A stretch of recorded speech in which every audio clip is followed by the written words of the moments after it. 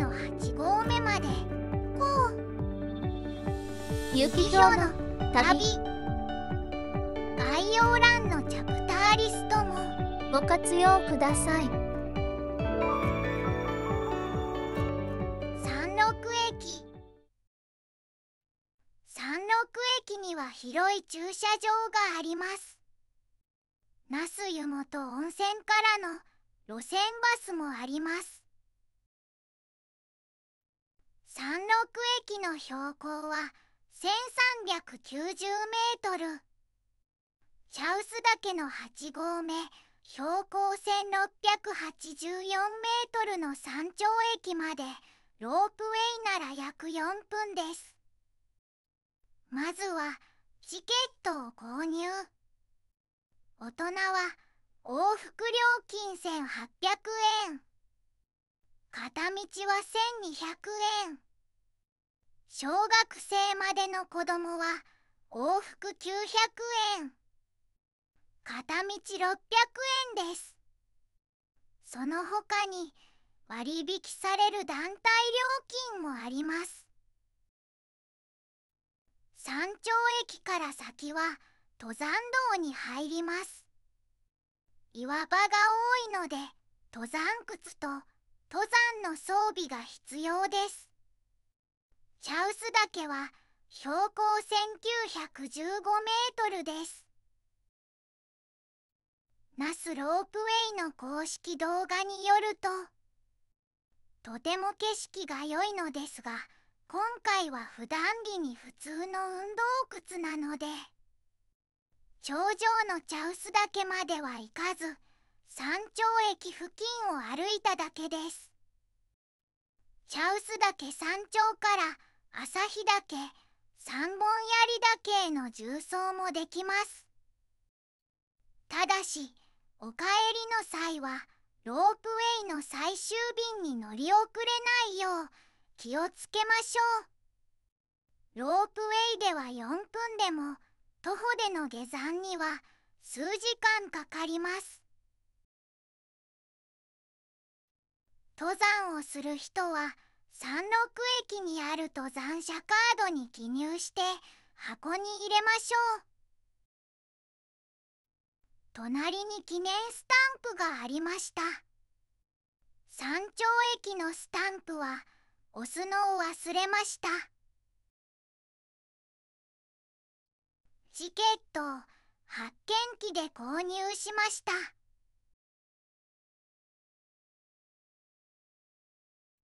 ロープウェイは20分間隔で動いています。朝8時半から16時30分まで。繁忙期は営業時間が長くなることがあります。山麓駅には売店があります。乗車券お買い求めの上、待合についてお待ちください。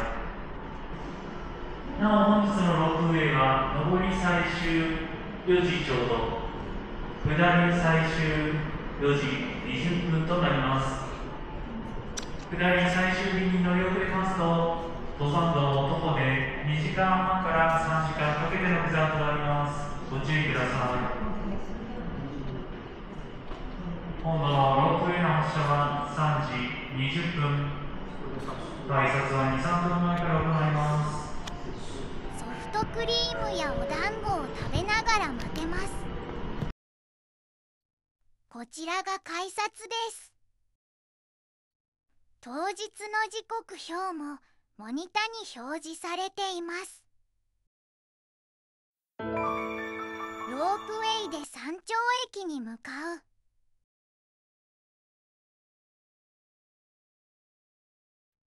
夕方なのでかなり空いていました。この時間だと茶臼岳山頂への往復も無理です。進行方向前から山頂の茶臼岳、右に旭岳、後方は下界の野原が見えます。ロープウェイには車掌さんも一緒に乗車します。ロープウェイから見える景色のガイドアナウンスをしてくれます。マイクが悪く聞き取れなかった部分はクエスチョンマークになっています。すみません。はい、それでは出発します。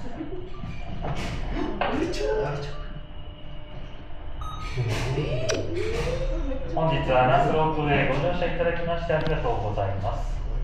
ロープウェイは3駅を離れて山頂駅へ参ります。運転時間約4分となっております。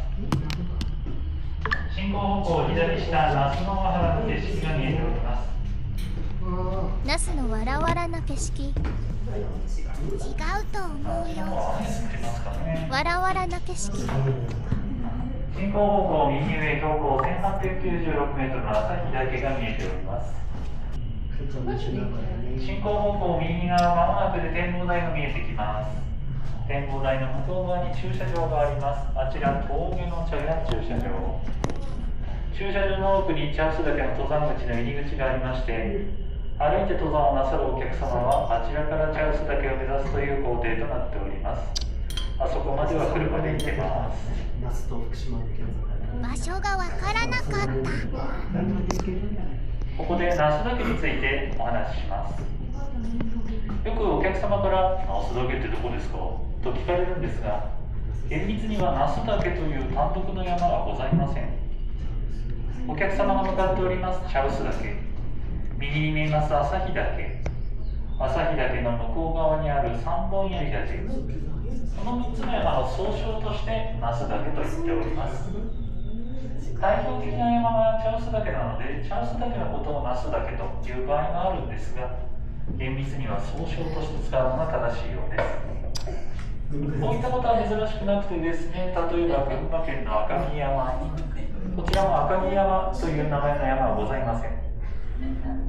黒木山、地蔵岳といった山々の総称として赤城山と言っております。同じく群馬県の榛名山、こちらも榛名山という名前の山はないんですが、榛名山ロープウェイというのがあるんですね。ロープウェイにかかっている山は何だという話なんですが、そちらは榛名富士と言います。はい、七を通過します。お立ちのお客様、柱つり革におつかまりください。通過の際、前後に揺れます。はい、ここで揺れます。進行方向右側、朝日岳が真横に見える体勢となりました。左下の景色も角度が変わって見えております。山頂駅舎には展望デッキがあります。ぜひそちらから眺めをお楽しみください。お待たせいたしました。まもなくで到着です。到着の際、左右のホームが下がってこのゴンドラを挟んで固定します。挟んだ瞬間揺れます。なお、本日の下り最終便は4時20分です。この便を乗り過ごしますと、登山道を徒歩で2時間30分から3時間かけて降りることになります。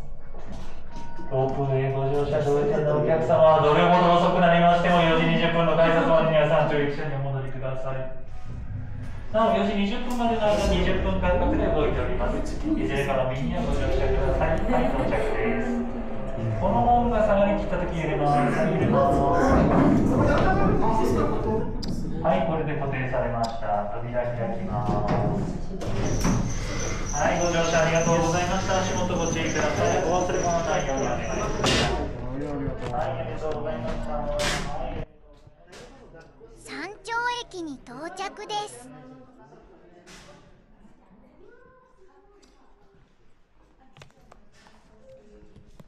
山頂駅とその周辺。山頂駅にも売店や自動販売機があります。山頂駅には展望台もあります。この後雨が降ってくるので天気は良くないですが、下界をよく見ることができました。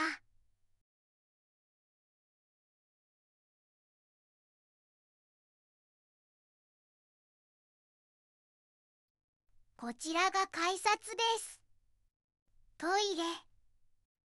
山麓駅よりも小さいですが、売店、自販機、展望台があり、雨が降っても退避できます。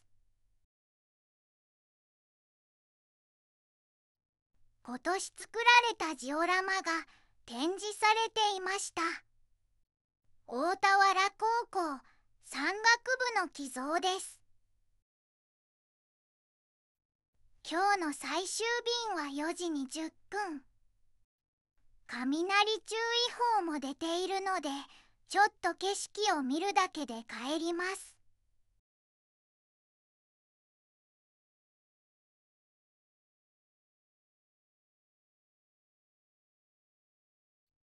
ここから那須岳は徒歩30分で行けるそうです。往復1時間。距離は約1キロメートルですが、勾配がきついです。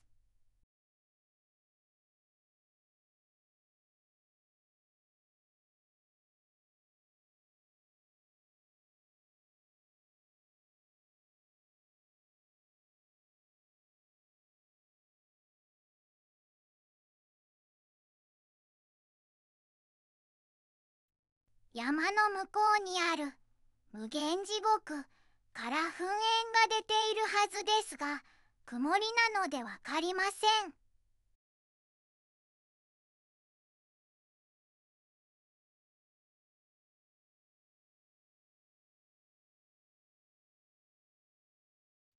ほぼ平らで楽に歩ける周辺のみ散策しました。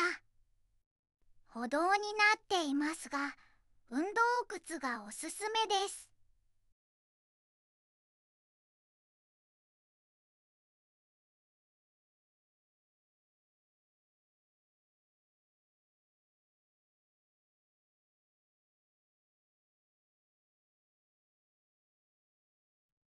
遠くに朝日岳も見えます。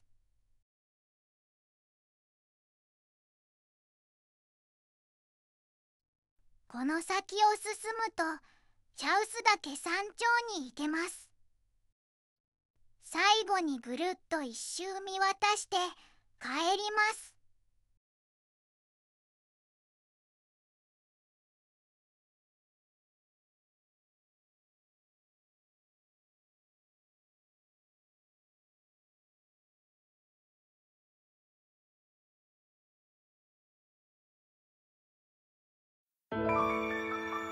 ロープウェイでふもとに戻る。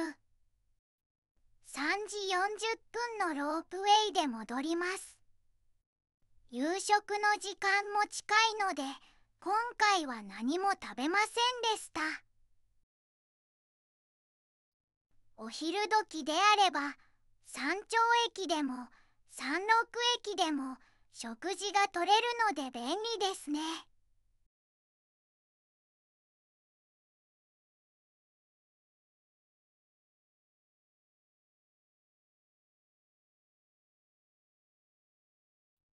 ここを挟んで固定しているのかな。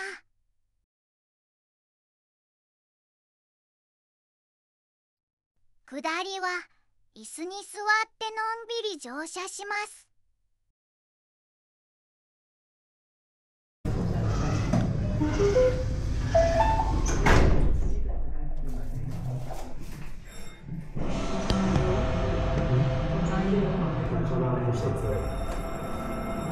成長できてきたか必ず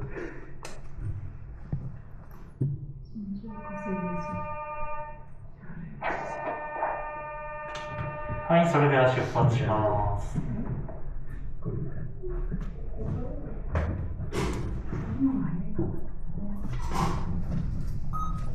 本日は那須ロープウェイご乗車いただきましてありがとうございます。ロープウェイは山頂駅を離れて山麓駅に参ります。運転時間約4分となっております。進行方向左側、朝日岳が真横に見えております。進行方向右下、那須野原の景色。正面は福島県白河市が望める景色でございます。まもなく列中を通過します。今日は岩つばめがたくさん飛ぶんですが、どうでしょうかね。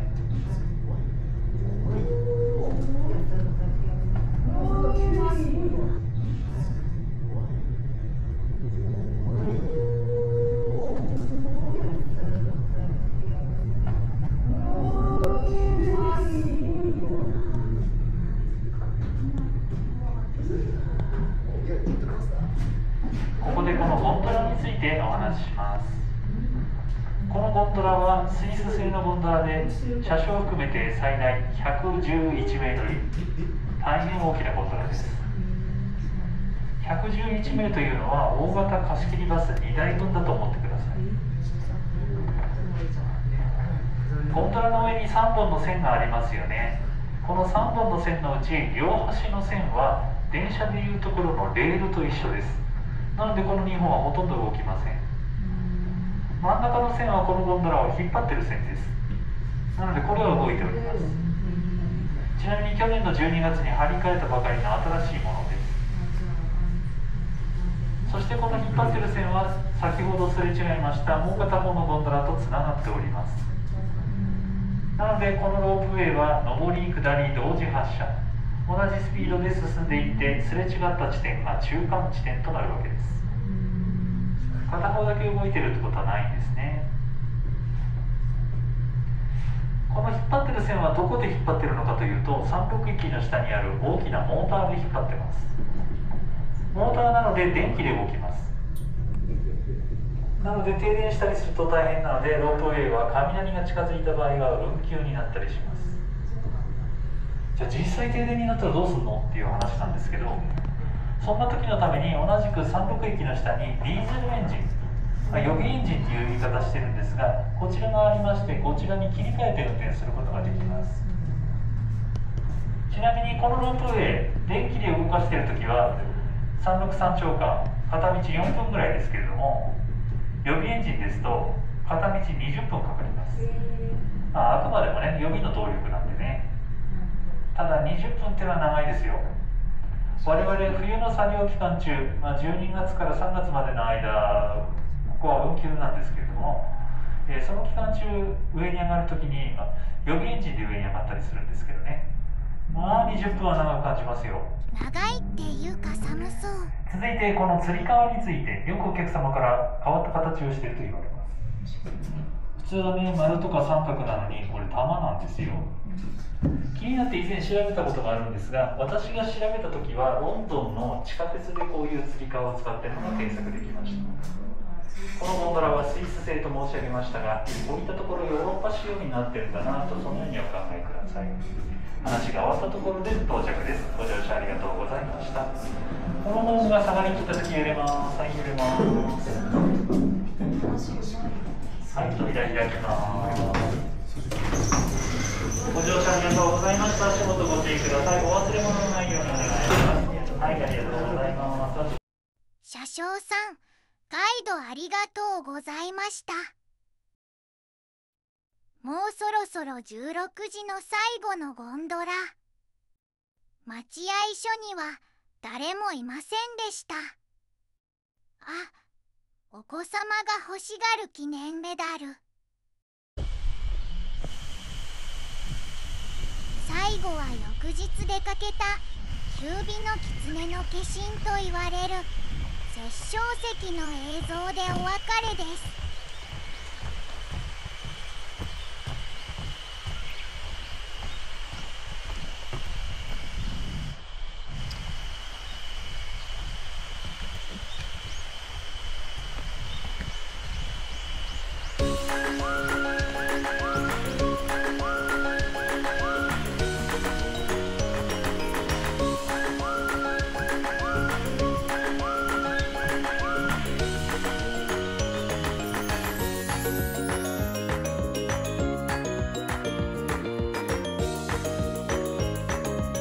この動画が参考になりましたら高評価、チャンネル登録よろしくお願いします。他の動画もよろしく。チャンネル登録も。最後までご視聴ありがとうございました。また見に来てください。またね。